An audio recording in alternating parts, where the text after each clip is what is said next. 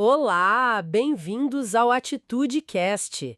Aqui é o nosso espaço na Atitude Araruama para a gente aprofundar as mensagens que transformam. Isso aí. Hoje a gente vai dar uma olhada mais de perto no último sermão do pastor Leonardo, aquele "Não seja o seu pior inimigo". Mensagem impactante, né?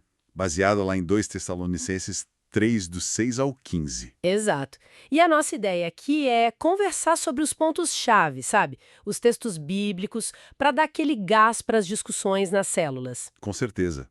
Acho que um bom ponto de partida é a ideia central que o pastor trouxe, né? Das duas versões que a gente tem dentro da gente. A melhor e a pior. Sim, e aquela pergunta direta dele: quem tá aí? Ou então, qual versão tá aí? Perfeito para começar o papo na célula, né? Demais, para fazer a gente pensar qual delas a gente está alimentando mais no dia a dia, sabe? E se pintar aquela dúvida, tipo, qual versão minha tá no controle agora? O pastor falou sobre metanoia, né? Isso, metanoia. É mais que só mudar o jeito de pensar, né? É uma transformação da mentalidade mesmo. Uma nova forma de enxergar tudo. E ele destacou muito a importância do ambiente, né?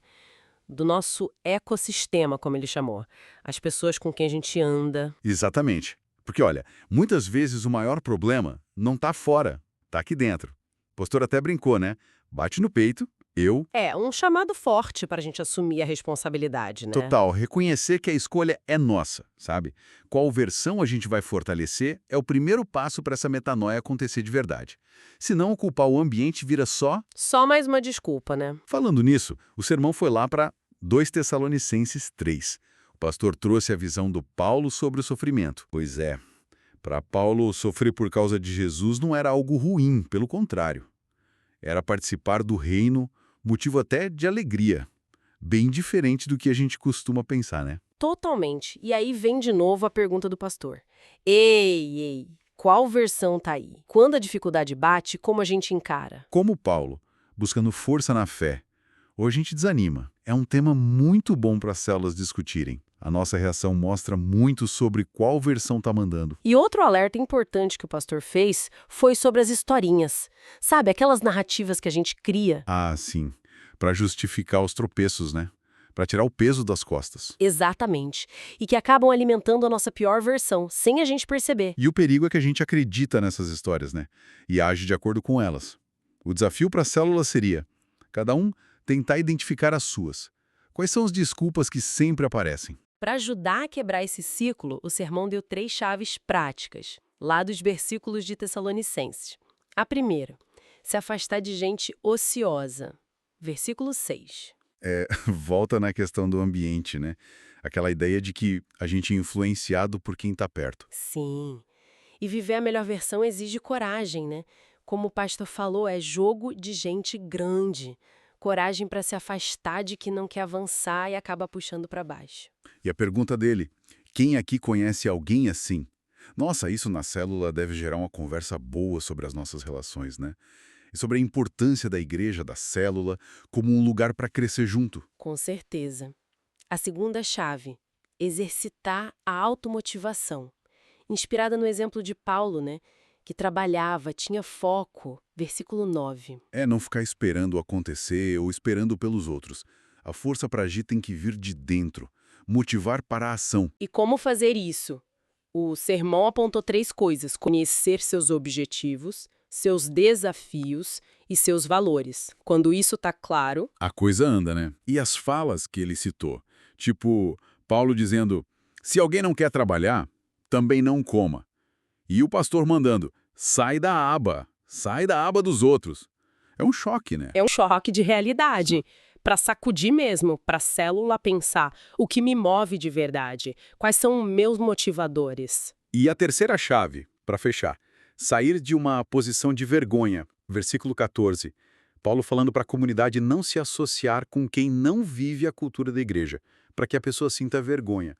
Mas não é humilhar, né? Não, o pastor aplicou isso de forma bem direta, pelo que entendi, falando sobre a vergonha de não facilitar uma casa de fé, não trazer convidados, não buscar ser discipulado. Perguntas bem diretas mesmo. Você devia se envergonhar. Parece forte, mas a ideia é confrontar a passividade, a acomodação. E aí a reflexão para a célula é: será que ficar nessa posição não é, no fundo, aceitar ser o próprio pior inimigo? Exatamente. Leva a pensar, né? E para amarrar tudo, o material traz aquela frase da Harriet Tubman sobre as pessoas escravizadas que nem sabiam que eram escravas. Fala muito sobre consciência, né? Muita coisa, precisa saber onde a gente está, para onde quer ir e como chegar lá. E aí vem as últimas perguntas do pastor que são ótimas para as células irem fundo. Quais são as suas crenças sobre você mesmo, sobre casamento, saúde, dinheiro, ministério, sobre Deus? Como você se enxerga? Porque a frase final é forte: você jamais ultrapassará as suas crenças. A escolha diária, né? Melhor ou pior versão. Todo dia.